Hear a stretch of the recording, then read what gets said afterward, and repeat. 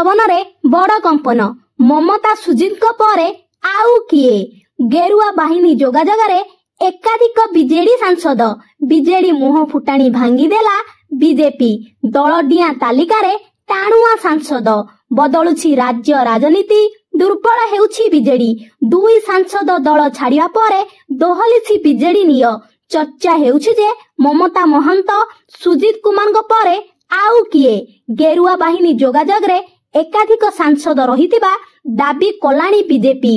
ଚୋର ଗଲା ପରେ ବାଟ ଖୋଜୁଛି ବିଜେଡି। ଗତ କିଛି ଦିନ ହେବ ରାଜ୍ୟ ରାଜନୀତିରେ ଦେଖାଦେଇଥିବା ପରିସ୍ଥିତି ସମସ୍ତଙ୍କୁ ଚକିତ କରିଛି।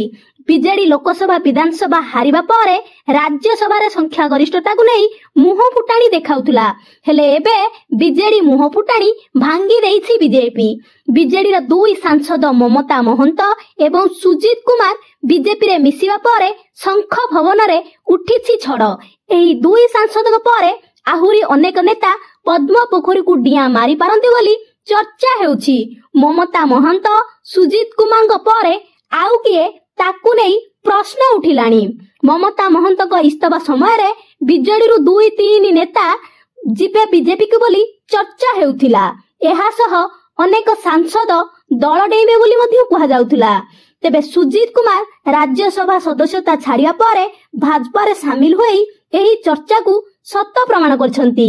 ଏବେ ଯେଉଁ ନେତାଙ୍କୁ ନେଇ ଚର୍ଚ୍ଚା ହେଉଛି ତାହା ବିଜେଡିର ବୁଦ୍ଧି ହଜେଇ ଦେବ ବୋଲି ବିଶେଷଜ୍ଞ କହୁଛନ୍ତି। ତେବେ ପୁରୁଖା ନେତାଙ୍କୁ ଅଣଦେଖା କରି ଆମଦାନୀ ନେତାଙ୍କୁ ମୁଣ୍ଡିଆଳ କରିବାର ଫଳ ଭୋଗୁଛି ଏବେ ବିଜେଡି ବୋଲି ରାଜନୈତିକ ସମୀକ୍ଷକ କହୁଛନ୍ତି। ଅନ୍ୟପଟେ ବିଜେପି ସହିତ ଡିଲ୍ କରୁଥିବା ସାଂସଦକୁ ଖୋଜୁଛି ବିଜେଡି।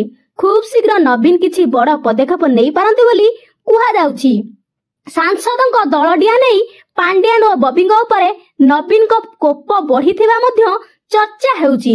ତେବେ ଦେଖାଯାଉ ଯେଉଁ ଟ୍ରେଣ୍ଡ ବିଜେଡିରେ ଆରମ୍ଭ ହୋଇଛି ତାହା ଆଗକୁ ବି ଚାଲୁଛି ନା ସେଥିରେ ବ୍ରେକ୍ ଲାଗୁଛି।